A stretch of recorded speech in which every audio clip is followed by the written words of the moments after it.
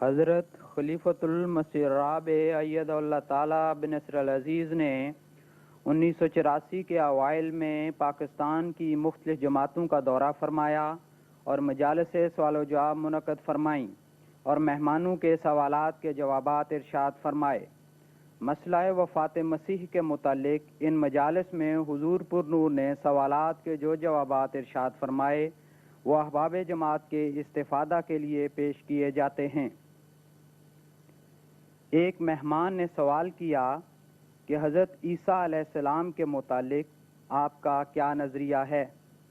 اس کے جواب میں حضور نے فرمایا، حضرت عیسیٰ علیہ السلام کے متعلق یہ جو جھگڑا چلا ہوا ہے کہ آپ زندہ ہیں یا فوت ہو گئے ہیں، اس میں پہلے یہ تو سوچئے کہ بارے ثبوت کس پر ہے۔ ایک طبی حالت کے خلاف جو بات کرے اس پر بارے ثبوت ہوتا ہے، یا طبی حالت کے مطابق جو بات کرے اس پر بارے ثبوت ہوتا ہے۔ میں اگر یہ کہوں کہ یہ لاؤڈ سپیکر ہے تو آپ مجھ سے اس طرح ثبوت نہیں مانگ سکتے جس طرح میں اگر یہ کہوں کہ یہ شعر ہے۔ اگر میں یہ کہوں کہ شعر ہے تو آپ کا حق ہے سب کا میرے پیچھے پڑ جائیں کہ ثابت کرو یہ شعر ہے، ہمیں تو شعر نظر نہیں آ رہا۔ تو خلاف قدرت بات، خلاف فطرت بات، عجوبہ بات کے لیے دلیل مانگی جاتی ہے اس سے جو عجوبہ بات کرتا ہے۔ میں تو آپ کو یہ نہیں کہوں گا کہ ثابت کرو یہ شعر نہیں ہے۔ اگر میں عجوبہ بات کروں گا تو بارے ثبوت مجھ پر آئے گا۔ تو حضرت عیسیٰ علیہ السلام کی زندگی عجوبہ بات ہے، نہ کہ موت، کیونکہ 1,24,000 نبی جو آئے وہ اپنے وقت پر طبی عمر پا کر وفات پا گئے۔ اگر کوئی استثناء دکھاتا ہے تو بارے ثبوت اس پر ہے کہ قرآن کریم سے، حدیث سے، عقل سے، تاریخ سے حضرت عیسیٰ علیہ السلام کی زندگی ثابت کرو۔ اور یہ ہم کہتے ہیں کہ کبھی کوئی ثابت نہیں کر سکتا، نہ قرآن سے، نہ حدیث سے، نہ تاریخ سے، نہ بائبل سے، نہ عقل سے۔ اس لیے جب 1,24,000 انبیاء فوت ہو گئے تو ہم تسلیم کریں گے وہ بھی فوت ہو گئے ہوں گے، اس کے سوا چارہ کوئی نہیں۔ مثلا حضرت شعیب کے بارے میں اگر میں کہوں کہ وہ زندہ ہیں تو کیا آپ کا یہ حق نہیں ہے کہ مجھ سے پوچھے کہ ثابت کرو کہ وہ زندہ ہیں؟ میں تو آپ سے پوچھنے کا حق نہیں رکھتا کہ ثابت کرو وہ فوت ہو گئے ہیں، کیونکہ قرآن کریم میں کہیں نہیں لکھا ہوا کہ شعیب فوت ہو گئے۔ اور بہت سے انبیاء ہیں، ہر نبی کے متعلق کہاں لکھا ہوا یہ بھی فوت ہو گیا، فلاں بھی فوت ہو گیا، فلاں بھی فوت ہو گیا۔ اس لیے طبی بات ثابت کرنا ضروری نہیں ہوا کرتا، غیر طبی بات ثابت کرنا ضروری ہوا کرتا ہے۔ یہ تو ہے الزامی جواب۔ لیکن امر واقعہ یہ ہے کہ قرآن کریم سے باقیوں کے متعلق ہو یا نہ ہو، حضرت عیسیٰ کے متعلق پکا ثابت ہے کہ فوت ہو گئے۔ اتنا قطعی کہ کوئی انصاف رکھنے والا انسان 2 آیتیں ہی پڑھ لے غور سے تو اس کے بعد وہ سوچ بھی نہیں سکتا کہ عیسیٰ علیہ السلام زندہ بیٹھے ہیں۔ واضح یقینی موت کا اعلان کر رہا ہے قرآن کریم۔ ایک آیت ان میں سے یہ ہے، مل مسیح ابن مریم الا رسول قد خلت من قبلہ الرسل، کہ دیکھو مسیح ابن مریم ایک رسول ہی تو ہے، یعنی ایک رسول کے سوا اس کا کوئی درجہ نہیں۔ عیسائی کہتے ہیں خدا کا بیٹا، یا کچھ اور کہتے ہیں، جھوٹ ہے۔ صرف ایک رسول تھا اور رسالت سے بڑھ کر اس کو مقام حاصل نہیں تھا۔ تو باقی رسولوں کو دیکھو، اس سے پہلے سارے رسول گزر چکے ہیں۔ اگر یہ نہیں گزرا تو رسول نہیں تھا، اور اگر رسول تھا تو لازماً گزر گیا۔ یہ ہے دلیل قرآن کریم کی۔ مال مسیح ابن مریم الا رسول، مسیح ابن مریم رسول کے سوا کچھ نہیں ہے۔ قد خلت من قبل الرسل، اس سے پہلے سارے رسول، الرسل کا لفظ استعمال آیا ہے جس کا مطلب ہے کلہم، تمام رسول۔ جس طرح خاتم النبیین میں النبیین کا مطلب ہے تمام انبیاء۔ تو کوئی عالم اس سے بھاگ ہی نہیں سکتا کہ یہ جمع کل کے لیے لفظ استعمال ہوا ہے۔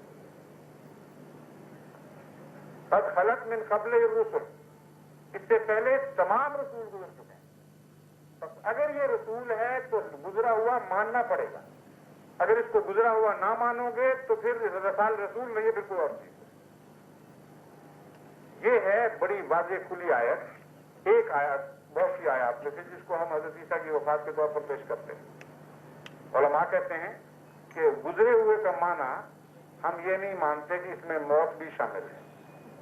ہم کہتے ہیں گزر گیا، 100 طریقے ہیں گزرنے کے، کوئی پاس سے گزر جاتا ہے، کوئی آسمان پر چڑھ گیا وہ بھی گزر گیا، تو گزر گیا ٹھیک ہے، سارے رسول گزر گئے، یہ بھی گزر گیا، لیکن یہ ہم نہیں مانیں گے کہ یہ مر گیا۔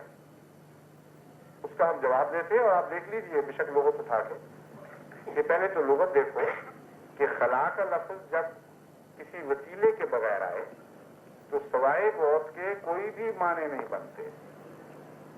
دنیا کی ساری اہل عرب کی لغات اس بات کی تصدیق کرتی ہیں کہ خلا گزر گیا جب وسیلے کے بغیر آئے تو اس کے معنی موت کے سوا کچھ نہیں ہوتے۔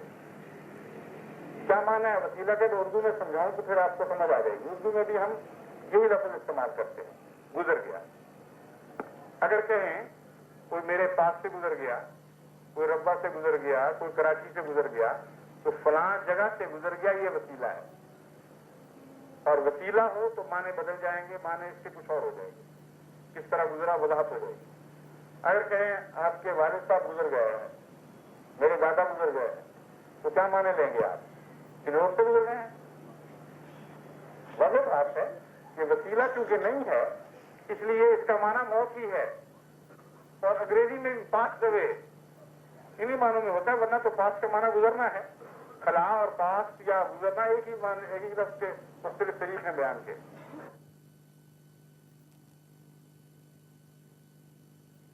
تو اس آیت نے قطعی طور پر ثابت کر دیا کہ گزشتہ انبیاء کی تقدیر ہی مسیح کی تقدیر ہے، اس کے سوا کوئی تقدیر نہیں۔